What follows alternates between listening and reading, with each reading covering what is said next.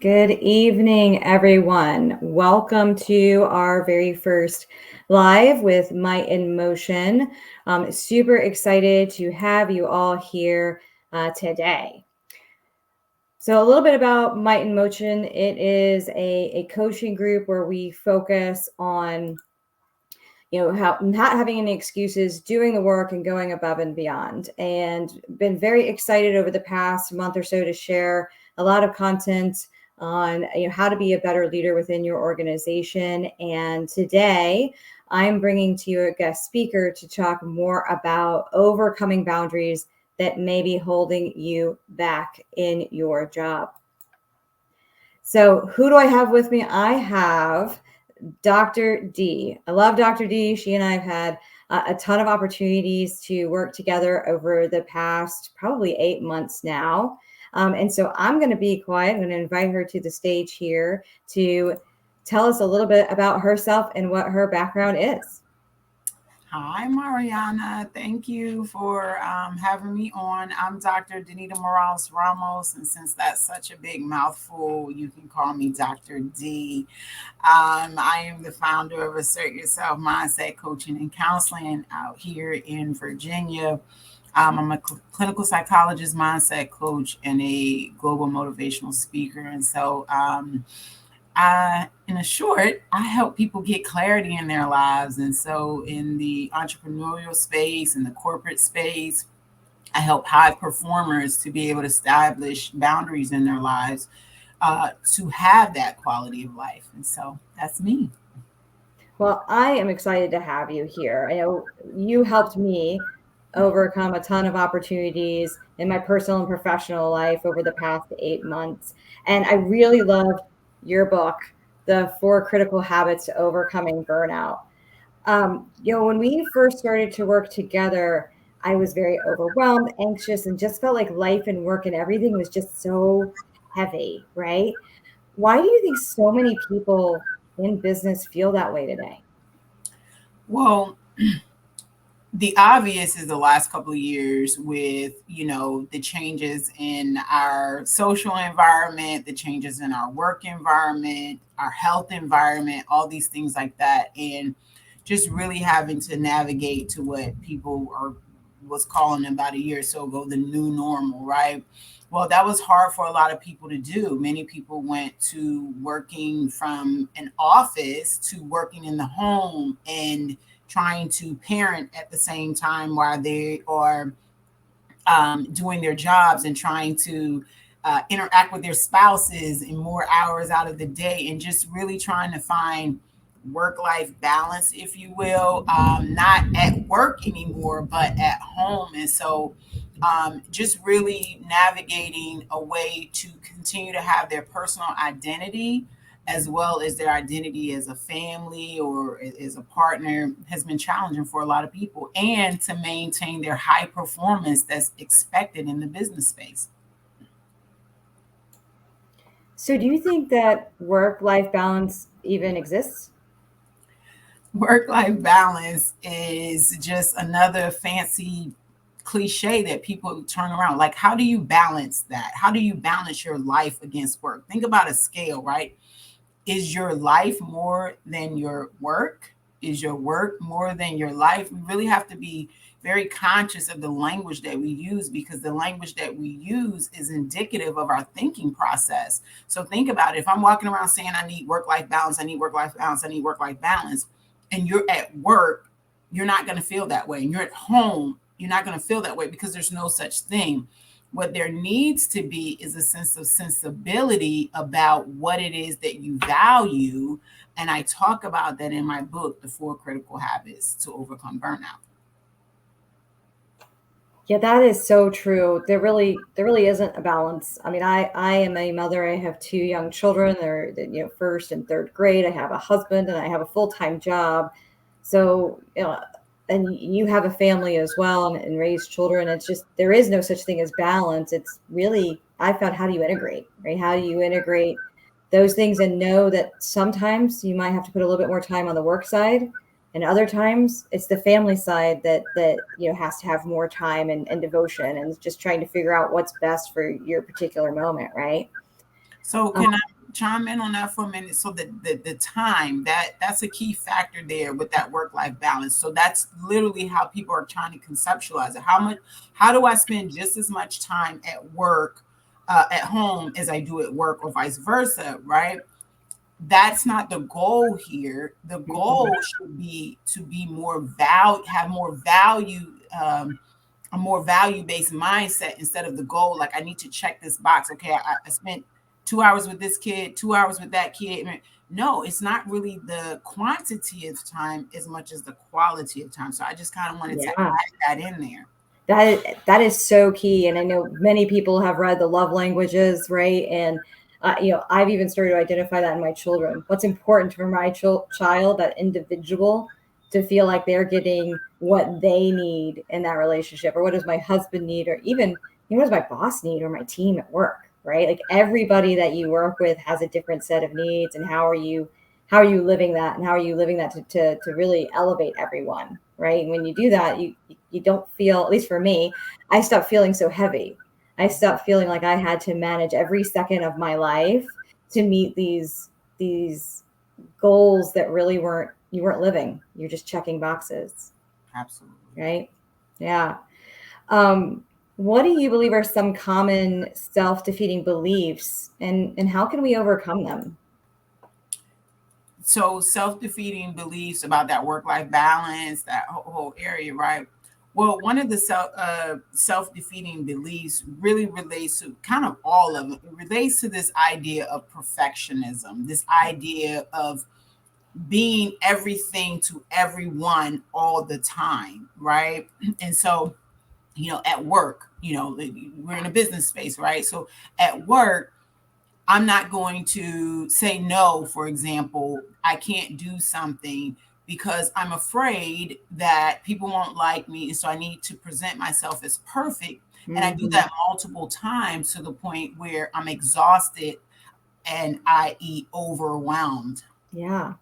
Yeah, that is so true, and really to be able to um, live those values that you want to live. What you helped me with was setting and keeping boundaries, right? And I know we had actually had a comment from our audience about boundaries being important and hard to get right. As a mother and a leader was one of the comments, and it really is sometimes very hard to do that. How do you go about trying to set good boundaries?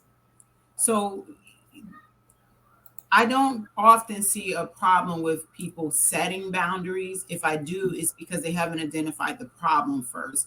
But it's usually not setting boundaries. What people say is, I set boundaries and nobody respects my boundaries. The key is not just setting boundaries, it's maintaining them. So, quickest example is if I say that I stop seeing clients at 5 o'clock or my business closes at 5, and I answer the call at 5:01, then I have broken my own boundary. So in the workplace, in your home space, if you say no, no isn't bad. No means I'm not in that space right now. No, I don't have the bandwidth right now. I don't have the tools or the resources or whatever the case might be. And if I tell you that this is my boundary and I don't honor that, then that is the problem. So you said one of your guests was saying how to get it right. It's not so much about getting it right. That dichotomy is what keeps people stuck because they can't see the gray, right? Yeah. They can't see the gray area in there. Yeah, I mean, one of my favorite quotes from your book, I actually wrote it down, but you say, "Learn to say no more." Mhm. And that is definitely something that for me to overcome has been really big, because I watched my mother never say no, right? Yes to everything. Yes, I'll make that potluck. Yes, I'll take care of the kids. Yes, I'll drive them there. Yes, I'll be a teacher at the school, and so you kind of emulate what you're raised at, and that's been a big thing for me, is how do you say no more, and how do you do that with grace, Mhm. right? So that you're not, maybe you may not be saying no to an opportunity right then, but maybe just not right now. Right, right. Yeah. No, no is the simplest boundary. And people have difficulty saying no because of their own view of themselves. If I say no, what will people think of me? How will people perceive me? And so the benefit, if you will, of not saying no is I get to save face and believe that everyone likes me or whatever the case might be. But the cost of that is overwhelm, as you said. The Yeah. cost of that is resentment. Like, when is someone going to show up for me? No one's going to show up for you because you're always saying yes. Yeah. Yeah. So, what are maybe some other key things that you'd like to highlight today on trying to proactively avoid burnout? Are there any other key tips that we can give our audience? I really want to hone back in on this value based system, right? So we have been institutionalized, programmed into this, all of us, right? We're not exempt from this. Is that, you go to school, you go to kindergarten, check. You go to middle school, check. College, you get the job, get the white picket fence, the husband, check.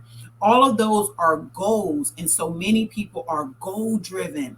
But if that system doesn't align with you, then that's where the distress comes in. Because I hear all my corporate clients saying, I want to be successful. I'm trying to get there. And I'm like, where's there? Well, no, actually, I don't know where there is. What does that mean exactly?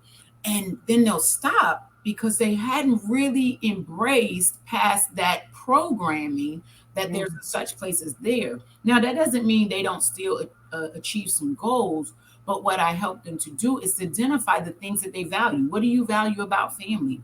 What are your work values? Your company, your corporations have values. They call them core values, right? Mhm. And so, what do you have values in? Money, relationships, free time, social activities, whatever. And then your goals help you manifest those values. So, anybody who's watching this, if you're just checking boxes and you feel overwhelmed, like Marianna said she was Mhm. feeling resentment, if you're having trouble maintaining those boundaries, sit down and identify your core values on life. Yeah, I mean, that was really a lot of our starting with our first conversations because you quickly honed in on I loved my checklist, Mhm. right? What do I have to do to fix me, or what do I have to do to fix this problem? And you really could crack that shell of no, it's not about how do you say check all these things off, but how do you view your world in a different way, Mhm. right? When you change that view, everything can start to come into alignment. And some of that's by saying no. Some of that might be saying yes to different things that maybe you need to say yes to. And other times it's not saying anything at all. you know? Yeah. Another key point is to follow through on those values. The Yeah. reason why you have the results and my clients get their results is because before we even, our contractual agreement, our verbal contractual agreement is, are you willing to put in the work to do something different from what you've already been Yeah. doing? Like you said, I had to crack that shell. You can't just check by, you like, Dr. D, what do I have to do? No, no, no, no, no. Let's start with the basics. What are Mhm. your values? And then you know very well how to accomplish goals, but you Yeah. know how to manifest what it is that you value. Yeah, that's right. So, and those of you that are watching the audience, I know I'm seeing a few comments, which is fantastic. If you have questions, please drop them in the comments. That'll be the easiest way for us to try to answer them or address them. Some of the other ones that were brought up were, hey, great example. Close at 5. Well, then stop answering your emails and calls at 5. Enforcing boundaries paramount. Another one was, yeah, burnout occurred for me. I said yes to too many of the wrong things, right? And maybe not to the right things. Thank you for that reminder. So great comments from our audience. Keep them coming, please. If you have any questions, please drop them into the comments. Once again, easiest way for us to try to answer them. Um, are there any, and you may have approached this earlier, and I apologize if this is a repeat, but warning signs. So, like for me, some of those warning signs was that feeling of being overwhelmed, um, just never ending, feeling like I had like a never ending list of things to do, and where nothing felt like I was being successful, right? Like because work was failing, family failing, personal goals failing, and it just was this vicious circle. So, are there some common warning signs that we should all be aware of? Well, the term that a lot of people use is either compassion fatigue or people just now saying I'm burnt out. But it's other things. If you that resentment that I talked about, some people may say they feel depressed or feeling anxiety. If you're not enjoying things that you normally would enjoy, if you used to love your job and you don't like your job anymore, like, hey, I need another job. And maybe so, maybe though it's not your other job, it's how you're operating in that job. you know Also looking at how you're interacting with the people that you love. Oftentimes, people that come in, it starts with something relational. It's like, oh, it's at work, it's a workplace conflict, or I'm having conflict with my spouse, or some conflict with the kids. And then when I really get down to the root of it, is that the person isn't practicing very good self-care. It's like, I wish I could go exercise. Why can't you exercise if Right. I don't have any time? Well, I have 24 hours in a day. You have 24 hours in a day. How is that possible that you, well, I got this, and this, and this. Okay. And then we start looking at it. I said, well, what is more of a priority? What do you value? Do you value your health, or do you value the 16 hours that you spend at work and you don't take your lunch break, for example? Yeah. So those warning signs really can be rooted in, are you caring for yourself? Are you eating right? Are you taking the time to date your spouse on a routine basis? Are Yeah. you taking the time to go to the kids' baseball game, or are you just trying to get there in the corporate space? I understand that the need to want to keep your job, but your job is going to be there. You can perform, um, you can be better at what you are doing at your job, in your career, in your business, if you're practicing good self-care. And that doesn't mean you don't have to be a bodybuilder, but walking 20 minutes a day, 20 to 30 minutes a day, doing yoga, meditation, something like Yeah. that, can help improve your overall well-being and give you time for you before, I like to say this, before you go whore yourself out to the world. Yeah. I mean, like just that going for the walk, right? So many times I would just take a conference call while walking the neighborhood. Right. Number one, it got me out of my because we transitioned from going into office to working from home. So I found that I was never leaving home. And that was overwhelming, just not physically exiting my physical space. And so I would just go for a walk and take my conference call while on the walk. Right. And it was awesome because number one, I was moving. So my blood was flowing. I was thinking about different things because I wasn't sitting in front of my computer and triple tasking, right? Like, does everybody's doing their email and listening to the phone call at the same time, which means you're not really doing either one very well. Right. And so that movement was super huge for me, and definitely something I encourage in others. Is there anything that, as a leader, I can do better in maybe trying to identify if somebody on my team might be starting to burn out? So, it's somewhat of a loaded question. You know what I do with loaded questions. So I'm going to break that down a little bit. First of all, leadership trickles down. So if your team is burnt out, then you're likely burnt out. Yeah. So the first thing you can do for your team is to exemplify balance. Not that work-life balance, but I'm talking about balance within yourself. If you're on to, if you the business closes at 5 and you're on to 7, guess what? Your team is going to expect you're supposed to be on till 7. So Oh don't yeah. be that on till 7 person. Stay within the boundaries of your work schedule. I understand sometimes we have to work a little bit over, but when it's the consistent pattern, checking in with your team, like our weekly meetings, your meetings shouldn't just be about, hey, are we getting all the business stuff done? The meetings is more about, hey, people want to be acknowledged. I can't tell you, Yeah. a great percentage of my clients are in the corporate space, are mid-level and higher, and they feel burnt out, and the main thing that they want is someone to acknowledge that burnout. Believe it or not, it's not, hey, I want to get time off to be with my family. It's like, and no one's acknowledged. I said, well, what would that acknowledgement look like? They just want someone to say something about it. So team meetings are great for that.